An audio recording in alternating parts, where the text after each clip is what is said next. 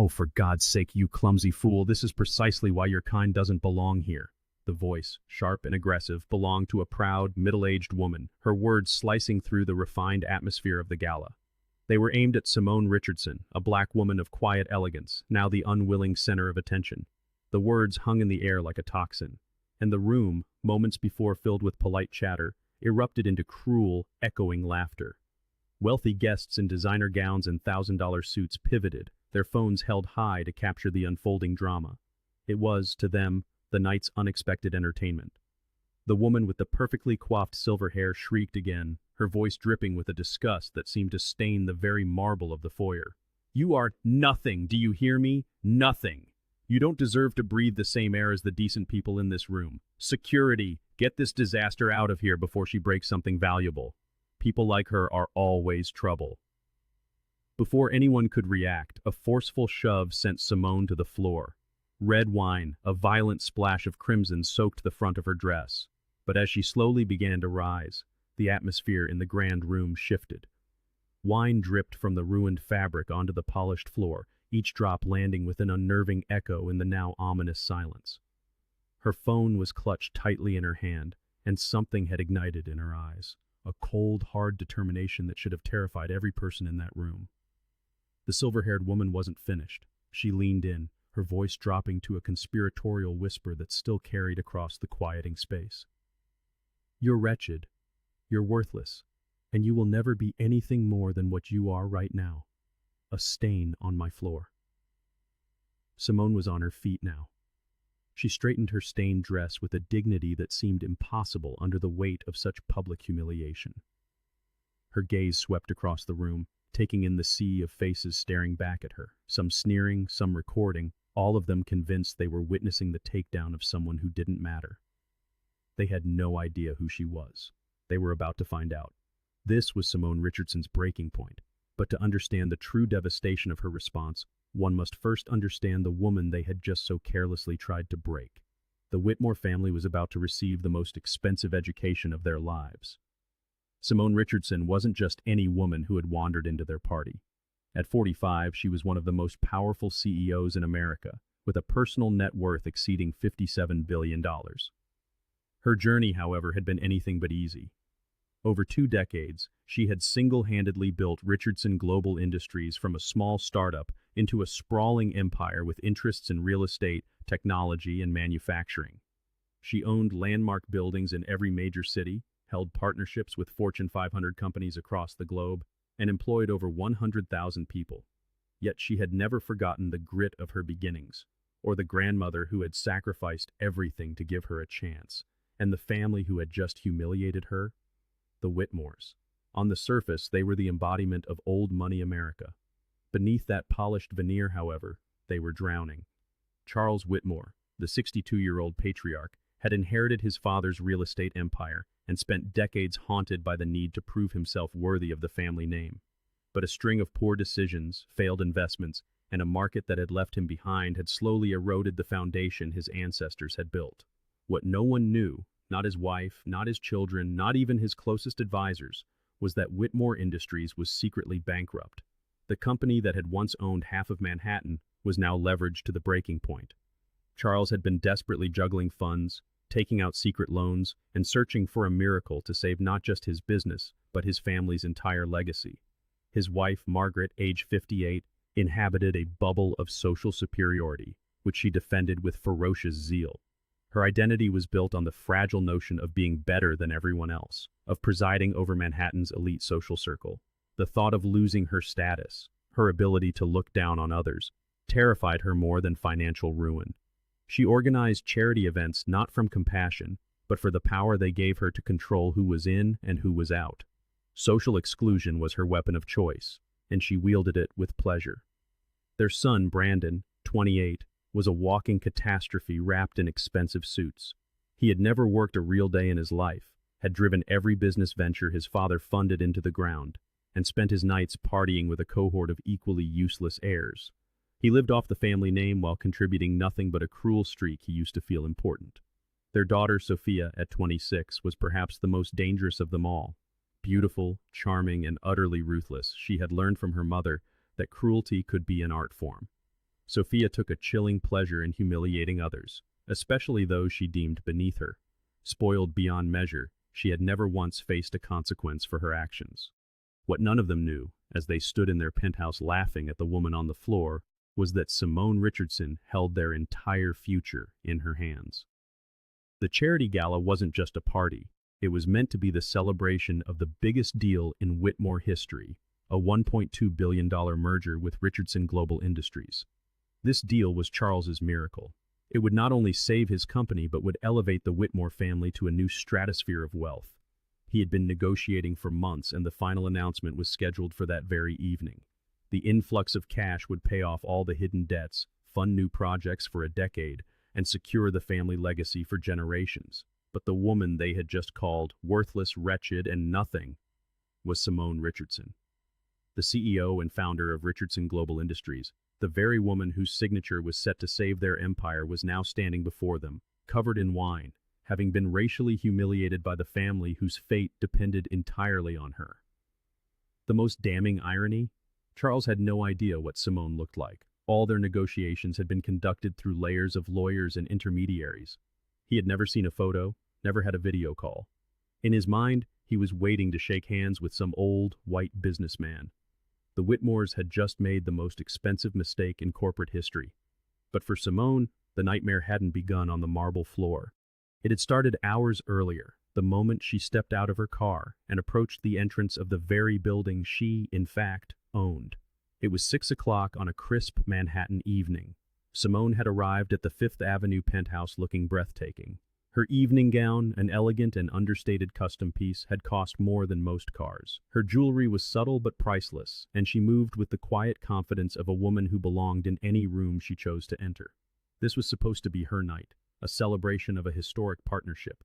She had looked forward to finally putting faces to the names she had dealt with for months. Reality, however, struck her before she even reached the door. A valet rushed over, not to open her door, but to wave her away dismissively toward the back of the building. "Ma'am, service entrance is around back," he said, his tone making it clear he saw her as a mistake. Simone paused, taken aback. "I'm sorry, I'm here for the gala." The valet gave her a long, confused look, as if the concept of her attending such an event was beyond his comprehension. He reluctantly gestured toward the main entrance, but his expression screamed that she was in the wrong place. At the entrance, a security guard named Jake stood behind a podium. Simone observed him for a moment and saw the pattern that should have been her warning. White guests in expensive clothes approached, flashed an invitation, and were waved through with a warm smile. A woman in a fur coat didn't even fully remove her invitation from her purse. Jake just nodded her in. A man on his phone breezed past with barely a glance from the guard. When Simone's turn came, everything changed. Jake took her invitation, and his demeanor instantly frosted over. He studied the embossed cardstock as if it were a forgery, then scanned his guest list once, twice, a third time, his finger moving with deliberate slowness. "I don't see a Richardson on here," he announced, his voice loud enough for others to hear. "Could you please check again?" Simone asked, her composure intact. "I'm definitely expected." Jake made a show of squinting at the list again before shaking his head. "Nope, no Richardson." Just then, a white couple walked up behind her. Jake barely glanced at their invitation before breaking into his widest smile of the night. "Have a wonderful evening," he called after them. "But I have the invitation right here," Simone said, her voice steady. Jake held up her elegant invitation, identical to those that had granted seamless entry to dozens of others, and scoffed. "Ma'am, anyone can fake these things. We have to be careful." As he spoke, another man walked past with an invitation that was clearly printed on cheap paper. Jake waved him through without a second look. "I'm going to need to see some ID," he demanded. Simone handed him her driver's license. Jake examined it with the intensity of a forensic expert, holding it to the light, comparing the photo to her face repeatedly, even shining a small flashlight on it. "This doesn't look real," he declared loudly. "The picture doesn't even look like you." The picture was a perfect likeness, taken only 6 months prior. "I assure you it's legitimate," Simone said, her patience fraying. "We'll need to verify this with management," Jake announced, holding onto her ID and invitation. "You'll have to wait out here." And so, Simone Richardson waited. For 2 hours she stood in the cold October air as hundreds of guests swept past her into the warmth and luxury of the party. The chill seeped through her gown. She watched couples laugh, businessmen she recognized from magazine covers, and socialites whose charities she had funded, all entering without a question. Not one was asked for ID. Not one was treated like a criminal. Every 20 minutes, Jake would reappear with a non-update. "Still checking," he'd say with feigned sympathy, before retreating inside where Simone could see him through the glass, doing nothing at all. He wasn't verifying anything. He was waiting for her to give up and leave. Finally, after 2 full hours, Jake returned her documents with a grudging nod. She had missed the cocktail hour, the dinner, and most of the evening's program. Her feet were numb, her hair was windswept, and the excitement she'd felt had curdled into a cold dread. The moment she stepped into the foyer of her own building, Margaret Whitmore spotted her. "My God," Margaret's voice rang out. "How did the cleaning lady get past security?" The party chatter died. Every head turned. Charles Whitmore, her husband, boomed across the penthouse. "This is a private event, not a job fair. Security." Brandon, already drunk, raised his champagne glass. "Did someone order maid service? I think our bathrooms could use a touch-up." His friends howled with laughter. Sophia giggled from across the room. "She's probably looking for the broom closet. Someone show her the way." More laughter. Phones were out recording the spectacle. Simone tried to speak. "Actually, I'm here for—" "Sweetheart," Margaret cut her off, stepping closer, her smile pure venom. "You are nothing. This isn't your world, and it never will be. You're wretched, pathetic, and you don't deserve to breathe the same air as us." When Simone, dehydrated and having not eaten in hours, moved toward the bar for a glass of water, Margaret called out, "No drinks for the help. She doesn't deserve even water from our glasses." Brandon stumbled over. "If you want to be useful," he slurred, "go help the real staff. It's what you're qualified for." When she tried to find a place to sit, to ease her aching feet, Margaret blocked her path. "Those chairs are for guests, not for whatever you are." So Simone stood in a corner, the object of their amusement, as guest after guest walked by, whispering insults just loud enough for her to hear. For more than an hour, she endured it all, standing silently in the wreckage of her dress, absorbing their cruelty, while these people, with every jeer and every laugh, systematically destroyed their own future. She watched them, the people she had been prepared to make partners, the people she was ready to make spectacularly, generationally wealthy. She watched as one by one they unmasked themselves, revealing the casual cruelty and petty racism that festered just beneath their polished exteriors. And through it all, she held herself perfectly still. She didn't argue. She didn't raise her voice. She simply stood there, a silent observer, as they showed her exactly who they were. Finally, she drew her phone from her clutch, a quiet, deliberate movement. She was checking on the merger documents, the very ones meant to be signed that evening. The documents that would inject $1.2 billion into the Whitmore family's failing empire and save them from a bankruptcy none of their glittering guests even knew was looming. And in that moment, Sophia Whitmore decided it was time to deliver the final, devastating blow. She approached Simone with a full glass of red wine, her face a mask of counterfeit sympathy that could have won an award. "I feel so dreadfully sorry for you," she cooed, her voice pitched just loud enough for nearby guests to register her apparent kindness. "You look so thirsty. Here, let me get you something." For a fleeting second, Simone was genuinely surprised. After hours of subtle and overt degradation, it seemed like the first act of basic human decency she'd received all night. She reached out gratefully for the glass, a flicker of hope that perhaps there was one decent soul in this nest of vipers. But as her hand extended, Sophia's leg shot out, a deliberate, perfectly placed obstacle in Simone's path. Simone stumbled, crashing hard onto the cold marble floor. Her elegant gown pooled around her like spilled ink, the impact bruising her knees and stinging her palms. In that same instant, with theatrical precision, Sophia upended the entire glass of red wine over Simone's pristine white dress, the crimson stain blooming like a wound. Sophia gasped, her hand flying to her mouth in a flawless performance of shock. "Oh my God, you're so clumsy. I'm so sorry. I was just trying to help." Margaret, The matriarch rushed over, her voice dripping with righteous indignation. This is precisely what happens when people forget their place. Look what you've done to our floors. Nearby, her son Brandon was already recording, laughing so hard he could barely hold his phone steady. This is going viral, he wheezed. Someone call housekeeping. Oh, wait, she is housekeeping. The room erupted in a symphony of cruel laughter. Phones emerged from every pocket, their screens glowing as social media posts were typed and videos uploaded. The complete humiliation of another human being had become their evening's entertainment. Charles the patriarch waved frantically at the security guards who had finally materialized.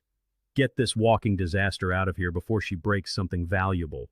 And so we arrive at the moment where our story began, with Simone Richardson on the floor of a penthouse she owned, drenched in wine, surrounded by the laughter of people who had just made the most expensive mistake of their lives. They had no idea the woman they were tormenting held their entire future in the palm of her hand. They had no idea she was worth more than their entire social circle combined. They had no idea she owned the building they stood in, the companies they worked for, and the legacy they thought was secure. But they were about to find out. What happened next was a moment that would haunt the Whitmore family for the rest of their days. Slowly, deliberately, Simone Richardson began to rise.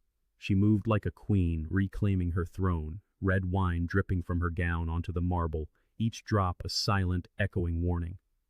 But they were still laughing, still recording, still lost in their cruel sport. They thought the show was over. They had no idea it was just beginning. As she stood, her phone began to ring. The sound cut through the laughter like a shard of glass, but the crowd was too engrossed to notice. Simone glanced at the caller ID and answered, her voice eerily calm. Richardson Global, Simone speaking. The voice on the other end was crisp, professional, and loud enough for those closest to hear. Ms. Richardson, this is James from Legal. The Whitmore contracts are ready for your signature. Shall I bring them to the gala for the announcement? Still, the room remained oblivious. Brandon was replaying his video for a gleeful audience. Sophia was posing for selfies with the wine-stained floor in the background. Simone's voice was perfectly steady, yet it carried a chill that should have frozen their blood. Cancel everything, James. Every single contract. A confused pause. I'm sorry, Ms. Richardson? Cancel what exactly? The entire $1.2 billion merger, she clarified. The real estate deals, the technology partnerships, all of it. Another beat of silence. Ms. Richardson, are you certain? The entire Whitmore deal? Simone's gaze swept across the faces that had mocked her, and her voice dropped to a whisper that carried more weight than a scream. Burn it all down, James. A few guests nearby stopped laughing. The words billion and merger had finally pierced their bubble of blissful cruelty. But Margaret Whitmore remained oblivious, holding court by the bar. Look at her, she sneered, gesturing with her champagne flute. Pretending to be important. She's probably calling her drug dealer. The laughter that followed was strained, nervous. A shift had occurred. Charles Whitmore, deep in conversation with potential investors, caught fragments of the call. Merger. Billion. The words were alarm bells. The color drained from his face so fast that the man he was speaking to asked if he felt ill. Charles pushed through the crowd, panic rising in his eyes. When he was close enough to hear her clearly, he interrupted, his voice cracking. Excuse me, what did you say your name was again? Simone ended the call and turned to face him. Her voice was level, professional, and utterly devastating. Simone Richardson, CEO and founder of Richardson Global Industries. She reached into her purse and produced a platinum business card. Charles took it with trembling fingers. As the words registered, his wine glass slipped from his grasp and shattered on the floor, an echo of his crumbling empire. The sound cut through the room like a gunshot. Every head turned. Margaret rushed to his side. Charles, what's wrong? Why do you look like you've seen a ghost? It's just the cleaning woman. He couldn't speak, just stared at the card. Margaret snatched it from him. What is this nonsense? As she read it, her own face transformed. The blood drained away, her mouth fell open, her hands began to shake. This can't be real, she breathed. Charles finally found his voice. She's the Richardson. Our merger. The woman we've been negotiating with for months. The words hung in the air like a death sentence. A creeping silence fell over the room as the realization spread like a contagion. The laughter died. The phones were lowered. Simone surveyed the faces frozen in horror and disbelief. "Yes," she said, her voice carrying across the now silent room. "The merger that was going to save your bankrupt company. The merger that was going to keep you from losing everything your family has built for the past century." She paused, letting the weight of it land. That Richardson. The silence was now absolute. Every person in that penthouse understood. They had just witnessed the most expensive act of social suicide in corporate history. What followed was the complete televised collapse of everything the Whitmore family had ever built. Margaret, clinging to her delusions, was the first to break the silence. "This is impossible! You're a nobody! This is some sick joke!" Simone simply raised her phone again, her movements calm and precise. Her voice rang out with crystal clarity, each word a nail in the Whitmore coffin. "Patricia, it's Simone. Execute the Whitmore cancellations, all of them, right now."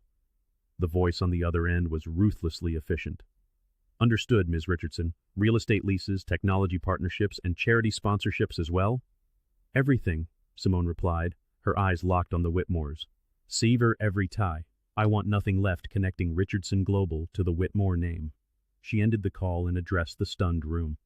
"Since you've all been so curious about who I am, let me introduce myself properly. I'm worth $57 billion. A collective gasp swept the room. "I own this building," she continued, her gaze sweeping over the penthouse. "I own half the buildings where you work. I own the banks that hold your mortgages and the funds that manage your retirement accounts. Some of you work for me and don't even know it, and all of you just participated in racially humiliating your own economic future." Charles stumbled forward, his voice a broken plea. "Please, Ms. Richardson, we didn't know who you were." Simone cut him off with a look that could freeze fire. "You knew I was human, Charles. That should have been enough." Within minutes, her legal team arrived. Lawyers in dark suits moved through the stunned crowd with the quiet efficiency of a special operations unit, carrying briefcases filled with termination notices. The lead attorney, a distinguished woman with silver hair and eyes of steel, began to read from a prepared statement. "By order of Richardson Global Industries, the following contracts are hereby canceled, effective immediately. The Whitmore Industries merger, valued at $1.2 billion. All Manhattan real estate leases, all technology partnership deals, all supply chain contracts."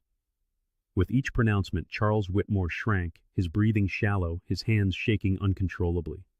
"Furthermore," the attorney continued, "Richardson Global is calling in all outstanding loans, demanding immediate payment in full. All lines of credit are frozen." Panic ignited. Guests began quietly slipping toward the exits, desperately trying to distance themselves from the blast radius. Business partners suddenly developed amnesia. Social allies couldn't seem to remember the Whitmores' names. The penthouse emptied like a sinking ship, leaving only the wreckage behind. The hashtags were already trending. #Whitmore disaster, #billion-dollar mistake, #racism costs. Sophia, who had orchestrated the whole affair with such cruel glee, was now sobbing. "Daddy, what's happening?" she cried. What does this mean for us?" Charles looked at the daughter who had just single-handedly destroyed their dynasty, his eyes hollow with despair. "We're finished, sweetheart," he whispered. "That merger was our lifeline. Without it, we lose everything." The word struck Sophia with the force of a physical blow. In her protected world, consequences had always been for other people. "But we're rich," she protested, as if the words themselves held some magical power. "We're the Whitmores. This can't be happening. Not to us." The thought was a silent scream in the gilded room, but the reality was unfolding in real time, a slow-motion catastrophe for all to see. It was happening because of choices made, words spoken, and a casual cruelty they had inflicted upon someone they had mistaken for powerless. Brandon, who only moments ago had been gleefully recording Simone's humiliation for his social media, was now a portrait of panic. His thumbs flew across the screen in a frantic, useless ballet of deletion, but it was far too late. The internet never forgets. Screenshots were already blooming across the web, his cruel laughter immortalized in captions that read, "Racist trust fund baby destroys his own family's fortune." Margaret Whitmore, who had been frozen in stunned silence as her universe imploded, suddenly jolted from her stupor. She lunged toward Simone with the energy of a desperate animal. Her perfectly coiffed hair was a disheveled mess, her makeup streaked by tears she hadn't even realized she was crying. "You can't do this," she shrieked, her voice clawing at the edges of hysteria. "You can't destroy our family over a misunderstanding. One bad evening doesn't erase generations of work. We made a mistake, but this punishment is monstrous." Simone met her gaze with a calm that felt more absolute than any storm. It was the calm of unshakable moral certainty. "This wasn't a misunderstanding, Margaret," she said, her voice even and clear. "This was your character." She began to list the insults from the evening, each word delivered with the precision of a surgeon and the impact of a sledgehammer. Margaret's crumbling defenses offered no protection. "You called me wretched. You said I was nothing. You told me I didn't deserve to breathe the same air as your family. You denied me a glass of water. You made me stand in a corner like a misbehaving child while your guests jeered. You stripped me of my dignity for no other reason than the color of my skin." Margaret tried to interject, to excuse, to minimize, but Simone's voice cut through her attempts. "You didn't just insult me, Margaret. You showed me precisely who you are when you believe there are no consequences. You thought I had no power to affect your life, so you revealed your truest self." She paused, letting the weight of the words settle into the suffocating silence. "Well, now you know who I am. And now there are consequences." It was at that moment that Brandon Whitmore, still drunk and blissfully unaware of the depth of the chasm opening beneath his feet, decided to make everything infinitely worse. With a spectacular stupidity born from a lifetime of privilege, he stumbled forward, pointing an unsteady finger at Simone. "This is reverse racism," he slurred, waving a champagne flute precariously. "You're discriminating against us because we're white. This is illegal. We'll sue you for every penny." The room fell silent again, but this was a different kind of quiet. It was the profound, breathless silence of watching a man dig his own grave with relish. Even his own family stared in horror, understanding that he had just sealed their fate. Simone turned to Brandon, her expression one of almost clinical disbelief, as if observing a curious specimen. "This isn't racism, Brandon," she said softly. "This is a reckoning. Learn the difference." She raised her phone one last time, her thumb hovering over the screen before she made the call that would echo through generations.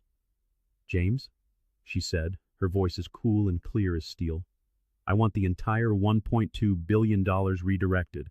Every last cent. Put it into our minority business partnership fund. I want it funding Black-owned businesses, Latino entrepreneurs, Asian American startups, and Native American enterprises." The color drained from Brandon's face. A sudden, stark transition from crimson rage to ashen terror, as the reality of his actions finally pierced through his drunken haze. "And James," Simone added, her eyes never leaving Brandon's, "draft a press release. I want it out within the hour. I want the world to know exactly why Richardson Global is redirecting these funds. I want them to know that we stand against racism in all its forms, no matter the cost." The finality in her voice finally broke Charles Whitmore. The proud patriarch, the heir to an empire, understood that his only remaining option was to beg.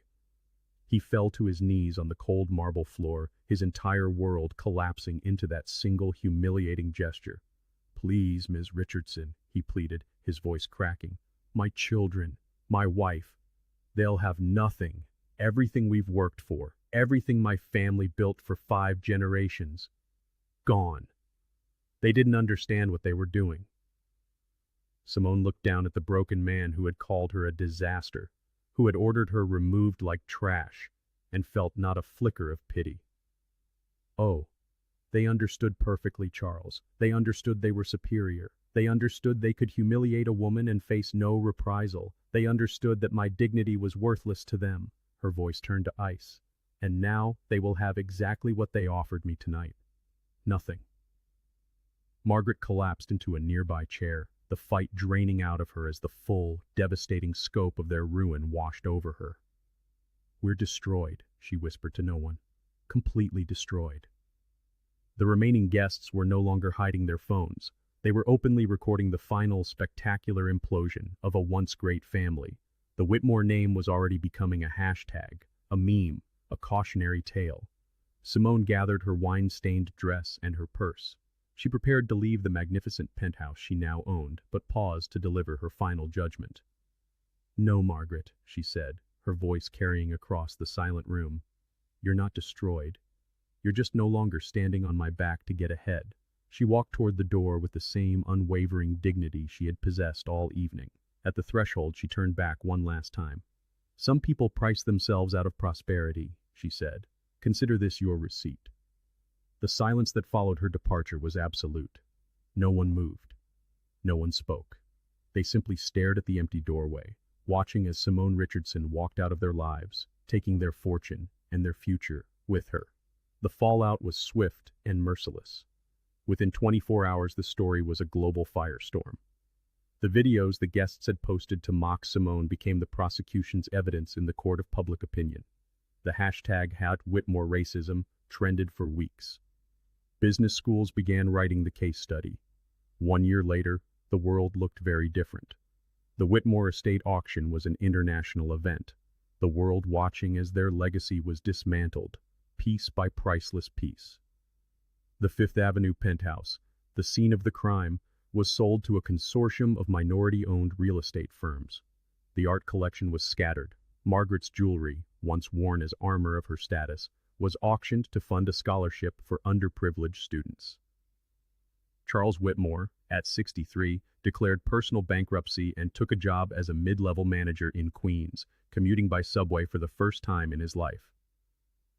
Margaret, once the queen of Manhattan society, worked part-time in a department store in New Jersey, shunned by everyone she had ever known.